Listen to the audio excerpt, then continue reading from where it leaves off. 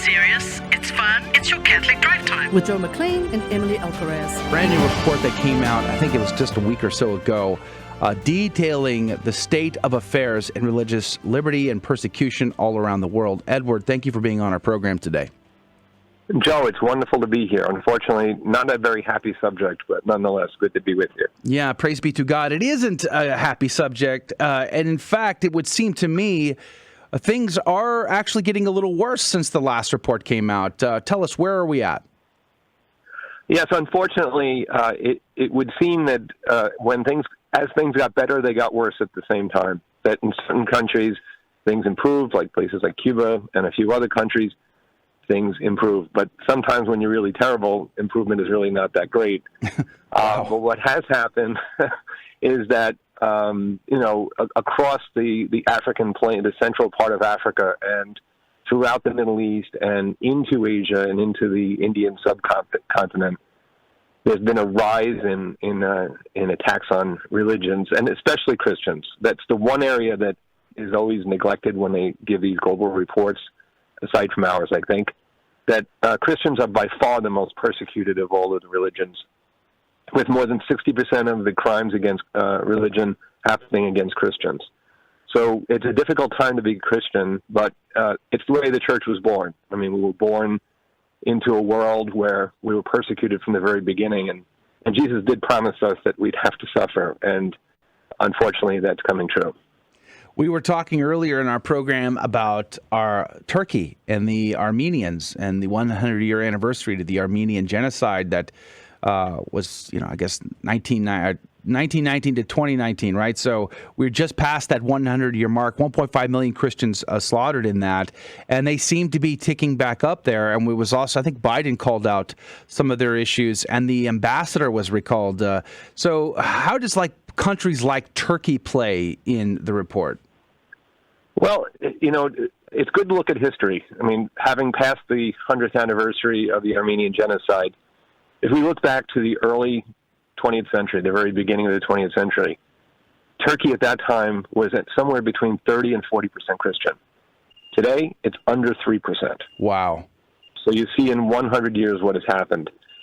And, another genocide was recently declared, and that would have been in Syria and Iraq under the very bloody reign of ISIS, where you see the similar thing happening in Iraq, where you see Christianity going from somewhere around 10 or 11%, maybe 50 years ago, now down to under 2%. So there is this push of Christianity out of the world, or out of certain areas of the world. And so Turkey, for example, plays a major part because of their political power and because of their willingness to accommodate certain aspects of becoming part of the EU, et cetera, but at the same time denying the fact that they were, a country who killed 1.5 million people. And in a sense, it was the predecessor for the slaughter, the genocide of the Jews in Germany, because I forget which one of Hitler's henchmen said, "Who remembers the Armenians?" Yeah. And so this is going to be common. And now before I came on, the news report was about a young priest being killed in Nigeria. Last year in Nigeria, 3,500 Christians were killed or more. Wow. Because of their faith. So again, that's a country that most of us know because we're very blessed with many Nigerian vocations here in this country, where priests come here maybe for a short time or maybe permanently, and they serve our church. And, praise be God, we have them because the priesthood is a very important part of our faith. And so we see them every day, but we don't get the news. We don't get the reports of what's going on in Nigeria. For example, there are a number of young women who are now famous because of their situation. Leah Sharibu, for example, who in a couple of weeks will celebrate her 18th birthday. Her crime was that she would not renounce her faith. When Boko Haram rounded up about 100 girls, she was the only one of the group that was Christian that would not renounce Jesus Christ. And Wow. For that, she's been enslaved for now going on 4 years. So you see these kind of things happening in many places around the world. And Nigeria is a very difficult country for many reasons because of the politics there, because of the ethnicities. So a lot of the Christian persecution, for example, happens under the guise of tribal problems, or now the big thing is the, climate change, and the fact that some of the pasture lands are drying up. And there's a group called the Fulani herdsmen, who are almost all Muslim. And they attack villages. Now, the reports will say it's a farmer-herdsman conflict. But as the priests who come from that region will say, the problem is that these herdsmen will go in and raid a town, but it's a Christian town. And they will leave the Muslim town maybe 2 kilometers away alone. So why is that? Why is it that the Christian towns seem to get ransacked and destroyed, houses burned, people killed, women, attacked in a brutal way? And so it's kind of this undercurrent of the problems in the world to be anti-Christian. And religious persecution, nonetheless, does happen. I mean, we do have a situation in China, which is, it wants to be anti-religious, unless, of course, you want to worship their current premier, or the families, or communism, or whatever they put before you.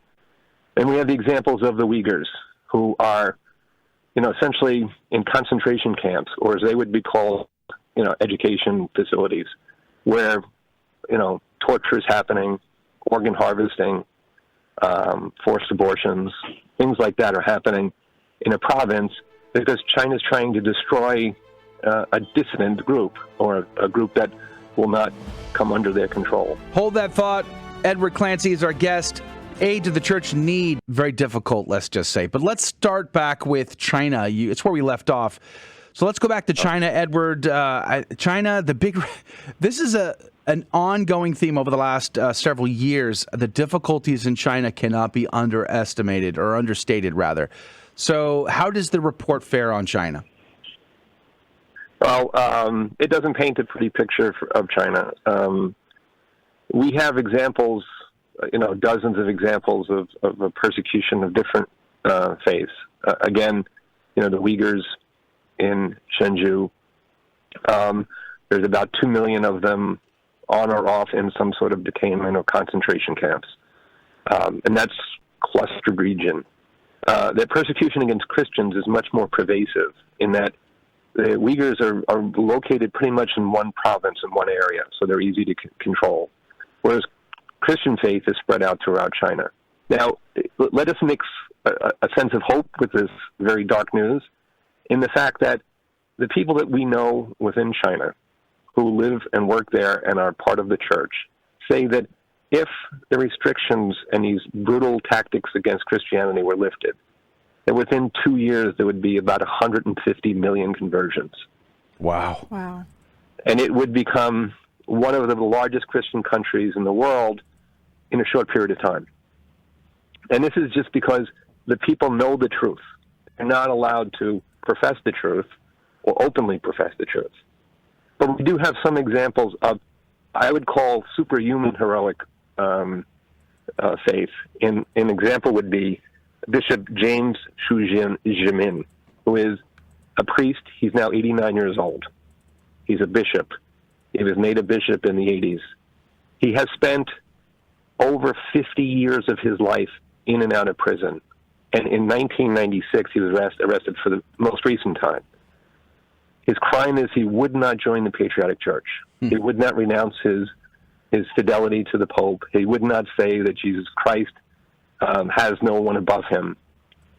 And because of that, Bishop James has been in prison. And as of 2015, which was the last time there was confirmation he was still alive, there had been an effort within the country to try to gain his freedom. Now, they just celebrated the 70th anniversary of communist rule, and as part of it, they were doing, I guess, their sense of, what we would call a special jubilee year and making things right.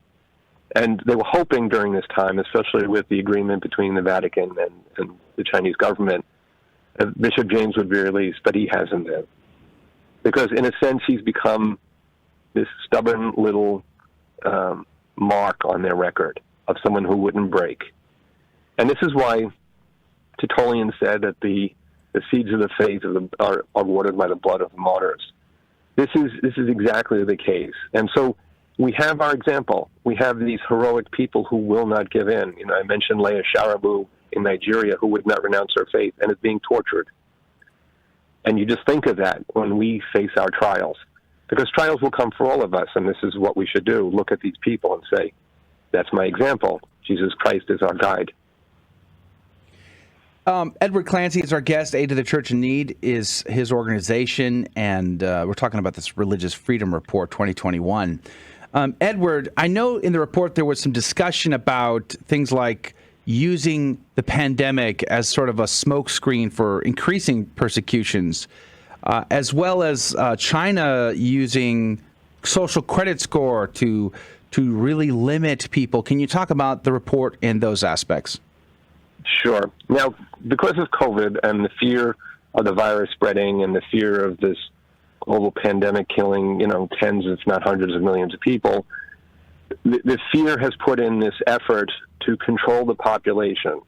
Now, in China, they have been working on this, facial recognition software and digital imaging and all of that, where there's this network of cameras throughout the country that will see where you are, what you're doing at different times. They have what they call as a social credit score. And what happens is if you are a good, quote-unquote, good Chinese citizen and do the right things, you get a higher score. If your scores are low, they don't let you travel. You won't be able to get travel documents or plane tickets or different aspects of life to make your life easier. Wow. And so now what they're doing is they're using traffic in and out of churches as a demerit. So if you go to visit a church, you lose credit.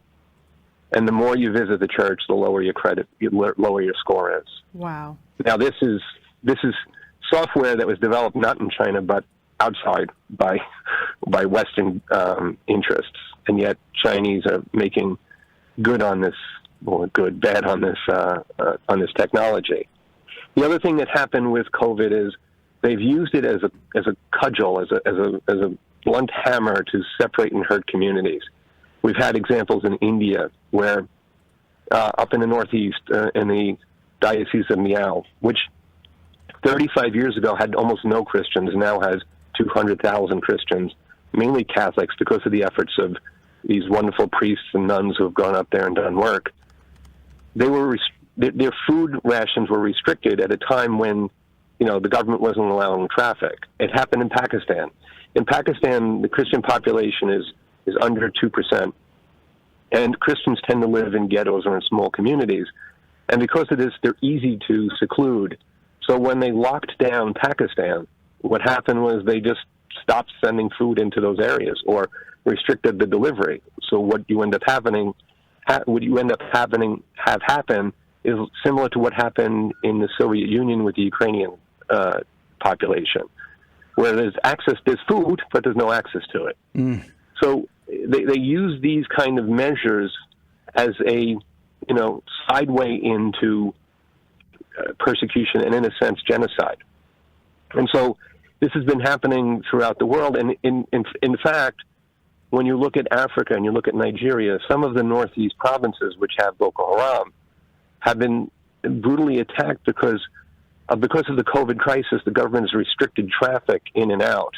So that has allowed these criminals to continue their reign unabated, whereas the government won't send any resources up there, quote unquote, for fear. And, these are the kind of things that, okay, we have to make sacrifices once in a while, but you also have to be willing to say that there's a good and a bad to every measure, and sometimes these supposed goods are actually done to produce a bad result. Are there any Western countries listed in the report? Well, yes, we do have some of the problems for example, in Venezuela. Obviously, there's Cuba. There's other countries. I mean, every country is listed. We have, even the United States is listed for things that have happened, within the country as far as religious freedom, because religious freedom does not have to have the government necessarily acting against you. to restrict you. It could be, communities. It could be acts of violence. It could be things like that. And unfortunately, for example, what's going on now in Canada, had this report been done next year, we might see some other restrictions where, they're shutting down churches and, escorting people out. And it's happening in Europe as well, because of the COVID crisis. And there's a good thing to being safe. There's a good thing to maintaining social distance. And I will use an example here in New York City, where I live. My daughter goes to a Catholic school. The Catholic schools here have operated in class every day since the beginning of the year and have had no COVID outbreaks other than a few instances of people, coming up positive. And yet the New York City public schools are essentially shut down. There's very little in-class learning.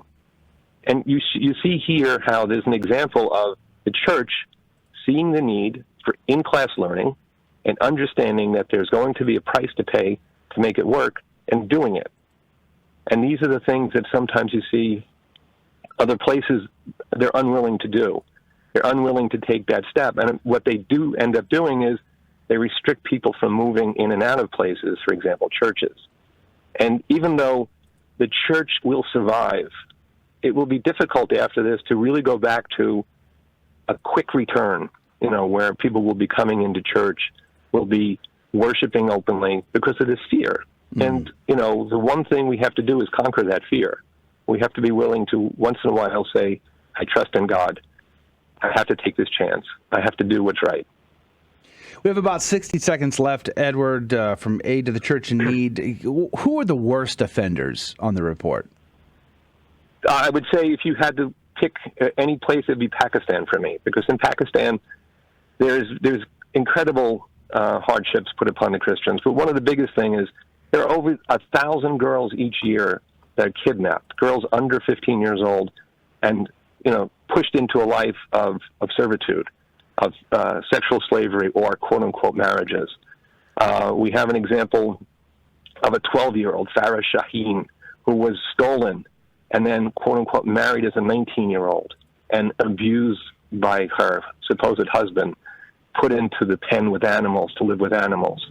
And she was 12 years old, and this happened to her. And it took 6 months for the Pakistani government to admit that she wasn't 19 years old. She looks like a little girl. There's no way she could have been anything else. Wow. And Pakistan is regularly doing this by virtue of non-action. So this is a place like Pakistan that we have a relationship with as a government. Say, no more. This can't be done.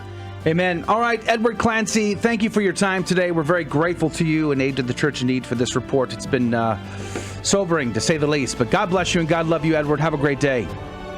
You too. Thank you, Joe. God bless you and all of your listeners. Amen. All right, that is going to do it for hour number 1 of Catholic Drive Time. If you can join us in the second hour, we've got a game show to play and prizes are involved. So a lot more inspiration coming up in the second hour. You can find us online at grnonline.com/CDT. The links to our social streams are there. Tomorrow, Austin Ruse and the State of the Family. We'll be right back. Thank you for joining us on Your Catholic Drive Time, where it is our pleasure to keep you informed and inspired. Join us Monday through Friday at the same time, right here on your favorite Catholic radio station. Don't forget to connect with us. Just go to facebook.com/Catholic Drive Time. Again, that's facebook.com/Catholic Drive Time. Be sure to share more than just us today. Share Jesus with everyone you meet. Bye now, and God love you.